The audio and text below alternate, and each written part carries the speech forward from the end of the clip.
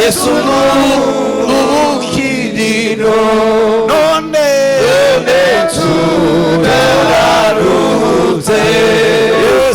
Yesu n'ubukiriro bari natwe twari twararuhijwe gangira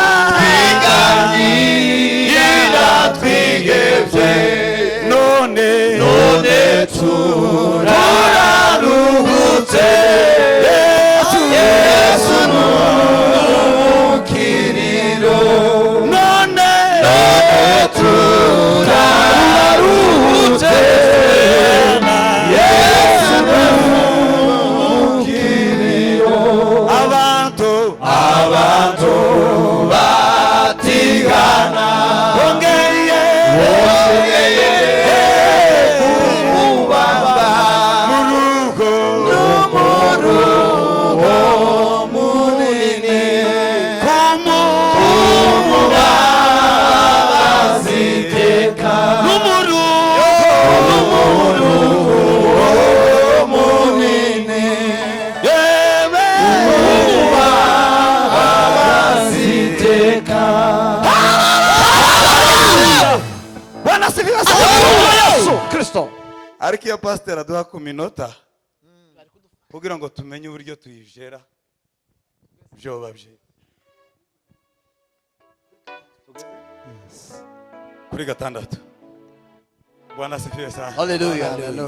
Kuko buriya abantu iyo bafite iminota niho muza mumenya ngo muraririmba ngo turirimbo dutatu twitonze hanyuma tuze kubyina n'igisiri. Mukizanda nakwigaye ni wowe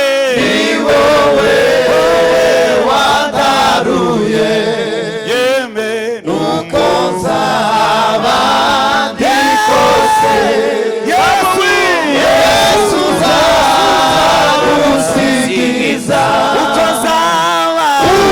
nzaba ndikose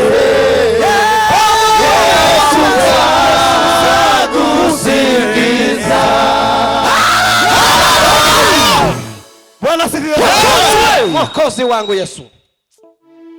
Dore arasana nibicuka n'amasose yazamureba. Dore arasana nibicuka n'amasose yazamureba. Ndetse n'abamutumise nabo bazamureba.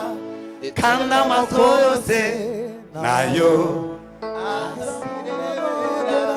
tuzabana n'umwami iteka.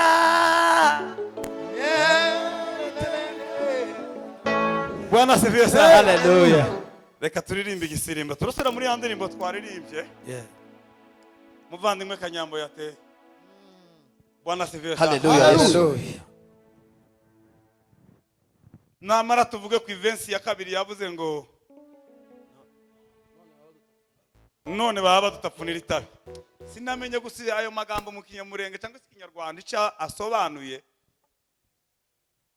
Ariko numvise ko ariyo tugomba gusubiramo. Sema haleluya. Haleluya. None baba dutapfunira itabi amajosi n'amaboko ngo buzuzi imbigi. Ngo ariko umwami Yesu yaraje abidukura ngo amasa duheza amahoro. Nukuvuga ngo bino bintu bizari bivuzwa hagati aho tibyari byiza. Sema haleluya. Haleluya.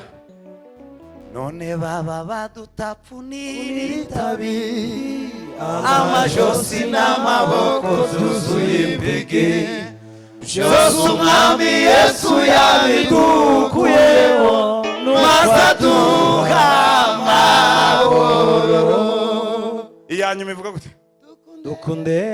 Dukunda turi bato yaturemesheje ijambo ryayo ryonyine yaduhaye n'ababyeyi badukunda baturera neza.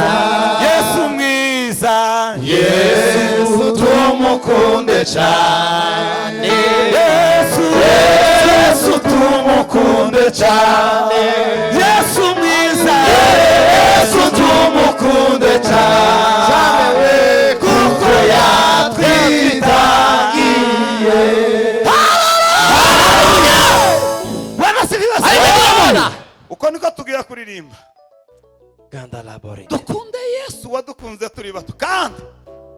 yaremesheje ijambo ryayo ryonyine, bitari iby'umuco, bitari iby'imigenzo, ahubwo ijambo ry'Imana. Igitero cya mbere cyo cyavuze ngo turashima Imana ko twavukiye ku ngoma, bishaka kuvuga kuko hari abandi bavutse ku zindi ngoma. Sema haleluya.